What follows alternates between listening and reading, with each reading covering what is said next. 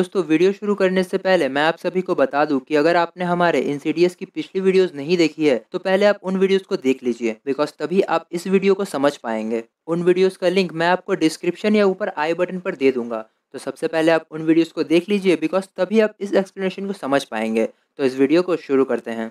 तो मूवी की स्टार्टिंग में हमें 1958 का न्यू मैक्सिको दिखाया जाता है, जहाँ 5 की नाम की एक जगह पर एक फैमिली रहती थी। इस फैमिली में एक लड़की थी जिसका नाम एलिस था एंड हमें एलिस के बचपन की स्टोरी बताई जाती है। एलिस में बचपन से ही ये एबिलिटी थी कि वो आत्माओं को देख और उनसे बातें कर पाती थी, बट उसके डैड उसकी इस एबिलिटी से डरा करते थे। एलिस की मॉम एलिस और उसके भाई क्रिश्चियन को रूम में सुला देती है एंड क्रिश्चियन को एक सीटी देती है। अगर उसे डर लगे तो वो सीटी बजाकर अपनी मॉम को बुला सकता है।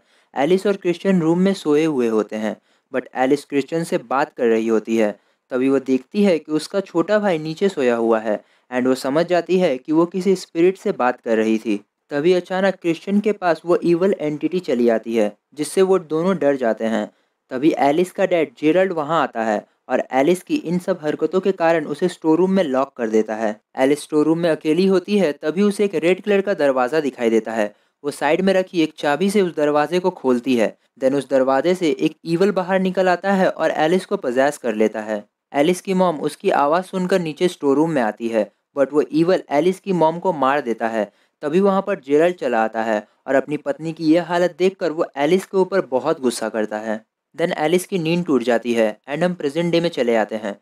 एलिस को एक कॉल आता है और एक आदमी उससे हेल्प मांग रहा होता है क्योंकि उसके घर में कुछ ईवल्स ने उसे परेशान कर रखा था। एलिस उससे उसका एड्रेस पूछती है जिस पर वो न्यू मैक्सिको में 5 की नाम की जगह का एड्रेस देता है। ये सुनते ही एलिस उसकी हेल्प करने से मना कर देती है और उसका कॉल कट कर देती है। एलिस बहुत परेशान दिखाई देती है। देन वो ट्रकर एंड स्पिक्स को बुलाती है एंड उन्हें अपने बचपन की उन भयानक यादों के बारे में बताती है। वो कहती है कि उस घर में जो ईवल है वो उसी की वजह से आज़ाद हुआ है और इस दुनिया में आया है एंड वो ईवल उसकी एबिलिटी का इस्तेमाल करके लोगों को नुकसान पहुंचाना चाहता है। वो और लोगों को मरते हुए नहीं देख सकती, इसलिए वो उस आदमी की मदद करेगी।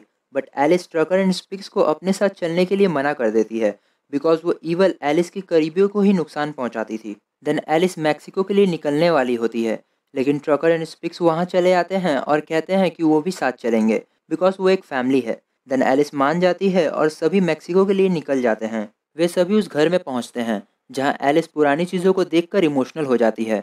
वो स्पिक्स से कहती है कि इस घर में इतनी आत्माएं हैं कि वो अच्छी और बुरी आत्माओं को पहचान नहीं पा रही है। टेड उन सभी को उस रूम को दिखाता है जहाँ से वो डरावनी आवाज़ें आ रही थी। एलिस उस रूम को देखती है एंड ये रूम एलिस का ही था जब वो छोटी थी। देन एलिस सभी से कहती है कि वो इस रूम में अकेले रहना चाहती है, तभी वो उस ईबल से बात कर पाएगी। देन ट्रकर एलिस पर कैमरा लगा देता है जिससे वो एलिस पर नज़र रख पाएगा। वो सभी रूम से चले जाते हैं और एलिस रूम में अकेली होती है। तभी एलिस को अपने छोटे भाई क्रिश्चियन की सीटी मिलती है जिसे उसने खो दिया था। तभी एलिस को अपने रूम के बाहर कोई दिखाई देता है।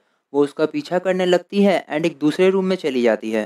तभी वो आत्मा एलिस के पीछे आ जाती है एंड उससे कहती है कि उसे बचा लो और उसका गला पकड़ लेती है।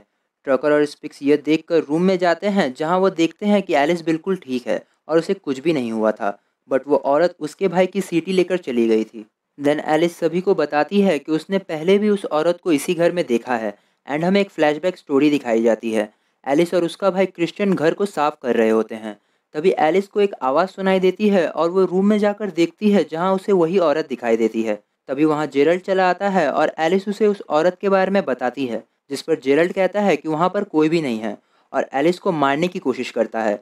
बट एलिस कहती है कि वो और नहीं सह सकती और वहाँ से भाग जाती है। देन मूवी प्रेजेंट टाइम में आती है एंड हम एलिस, ट्रकर और स्पिक्स को एक रेस्टोरेंट में लंच करते हुए देखते हैं। तभी एलिस वहाँ दो लड़कियों से मिलती है जिसका नाम मेलिसा और इमोगन रहता है और वो दोनों बहनें थी।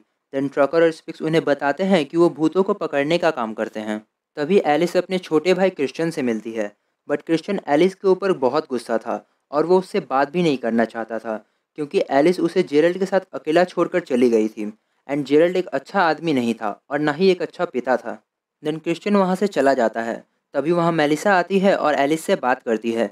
एक्चुअली मेलिसा और इमोगन क्रिश्चियन की बेटियाँ थी। एलिस मेलिसा को पिछली रात मिली उस सीटी की फ़ोटो दिखाती है एंड कहती है कि यह उसे पुराने वाले घर पर मिला था, बट वो अभी खो गया है। ये फ़ोटो एलिस क्रिश्चियन को देने के लिए कहती है, जिसके बाद मेलिसा और इमोगन वहाँ से चले जाते हैं। देन एलिस फिर से 5 की में आती है और वो ट्रकर से कह रही होती है कि उसे उस लाल दरवाजे के बारे में जानना है, क्योंकि वो ईवल उस लाल दरवाजे से ही आया है। एंड वो जब भी द फर्दर में जाती है उसे वो लाल दरवाज़ा मिलता है। देन एलिस उस आत्मा से बात करने की कोशिश करती है जिसने पिछली रात एलिस पर हमला करने की कोशिश की थी। वो आत्मा एलिस को उस सीटी की मदद से नीचे स्टोर रूम में लेकर आती है। देन वो आत्मा दीवार की दूसरी तरफ से आवाज़ दे रही होती है और एलिस को उस तरफ बुला रही होती है। एलिस उस दीवार को अच्छे से देखती है तो उसे पता चलता है कि वो दीवार नहीं बल्कि एक दरवाज़ा है। एलिस उस दरवाजे को खोलती है और उसके अंदर जाती है। अंदर जाते ही एलिस को वो सीटी मिलती है एंड उसे एक लड़की की आत्मा दिखाई देती है। एलिस उस सीटी को ले लेती है बट तभी वो औरत फिर से चली आती है और एलिस से कहती है कि उस लड़की को बचा लो। देन एलिस समझ जाती है कि वो लड़की कोई आत्मा नहीं बल्कि एक जिंदा इंसान है। तभी वहाँ टेड भी चला आता है और कहता है कि वो सभी को मार देगा क्योंकि उसे उस शैतान से छुटकारा चाहिए। तभी वहाँ पर स्पिक्स चला आता है। टेड सभी को रूम में लॉक कर देता है और स्पिक्स को मारने के लिए चला जाता है। वो स्पिक्स को मारने की कोशिश करता है बट स्पिक्स उससे बच जाता है और टेड को मार डालता है। जिसके बाद स्पिक्स सभी को छुड़ा लेता है और पुलिस स्टेशन में कॉल करता है। पुलिस ऑफिसर एलिस से कहते हैं कि उसे इन्वेस्टिगेशन के लिए कुछ दिन और यहाँ रुकना होगा। तभी एलिस को विंडो पर उसी औरत की आत्मा दिखाई देती है। अगली सुबह क्रिश्चियन मेलिसा और इमोगन के साथ पुराने वाले घर में अपनी सीटी को ढूंढने आता है, क्योंकि वो उसकी माँ की आखिरी निशानी थी। सभी उस सीटी को ढूंढने लगते हैं एंड मेलिसा स्टोर रूम में उस सीटी को ढूंढ रही होती है। दूसरी तरफ पुलिस ऑफिसर एलिस से इन्वेस्टिगेशन कर रहे होते हैं। तभी एलिस को उस ऑफिसर के पीछे मेलिसा दिखाई देती है, जिसे देख वो बहुत डर जाती है। इस तरफ स्टोर रूम में वो ईवल मेलिसा पर अटैक कर देता है और मेलिसा की आत्मा को अपने साथ द फर्दर लेकर चला जाता है। तभी वहाँ पर एलिस चली आती है और मेलिसा को ढूंढने लगती है। वो स्टोर रूम में जाती है जहाँ मेलिसा उसे बेहोश दिखाई देती है। देन वहाँ पर क्रिश्चियन चला आता है और उसे हॉस्पिटल ले जाने लगता है।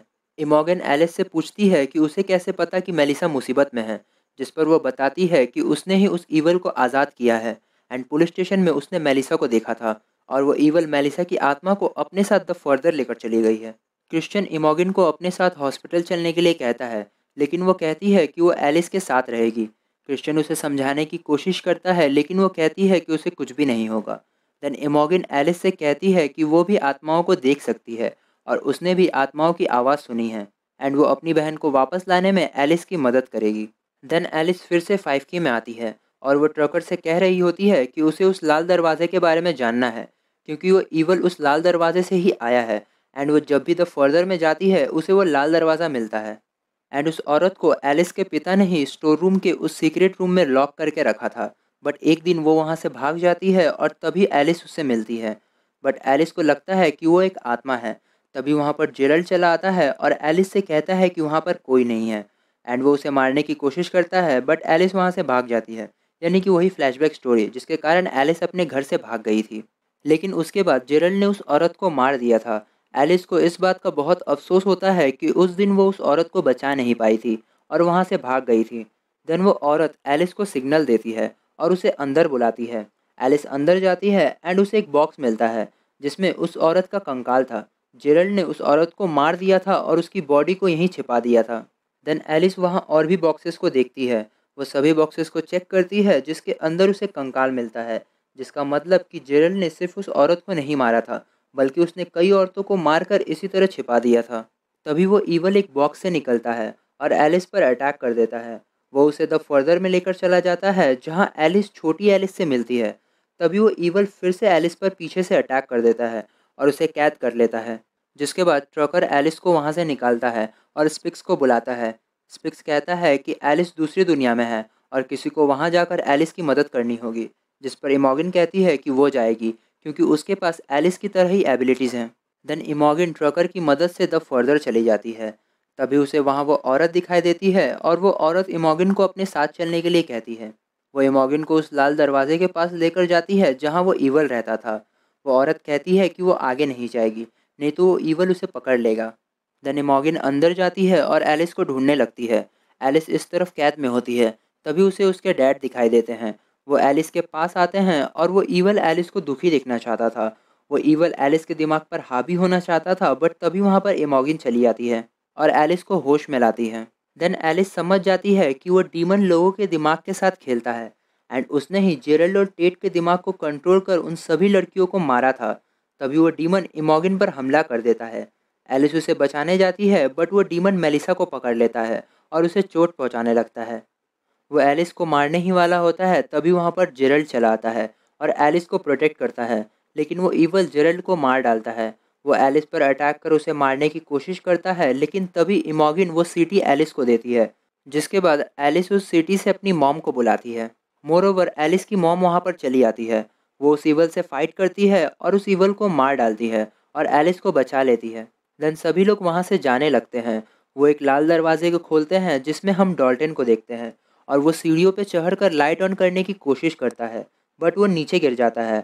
एंड तभी वो एलिस को देखता है बट एलिस वहाँ से चली जाती है, लेकिन एलिस ने जाते वक्त वो दरवाज़ा खुला छोड़ दिया था और शायद इसी कारण वो पिशाच डॉल्टन के पीछे पड़ गया था। देन वे सभी अपनी बॉडी में चले आते हैं। एलिस अपनी मॉम को बाय करती है एंड वो भी अपनी बॉडी में वापस चली आती है। इस तरफ मेलिसा को भी होश आ जाता है। देन वे सभी मेलिसा से मिलने हॉस्पिटल जाते हैं एंड वहाँ पर क्रिश्चियन एलिस से माफ़ी मांगता है, जिस पर एलिस उसे माफ़ कर देती है। जिसके बाद वे सभी अपने अपने घर चले जाते हैं। देन एलिस अपने घर वापस चली जाती है। वो रात को सो रही होती है तभी उसे एक कॉल आता है एंड वो कॉल लॉरिन का था। वो एलिस से डॉल्टन के बारे में कहती है, जिस पर वो कहती है कि वो कल सुबह जॉस से मिलेगी। एंड मूवी यहीं पर एंड होती है।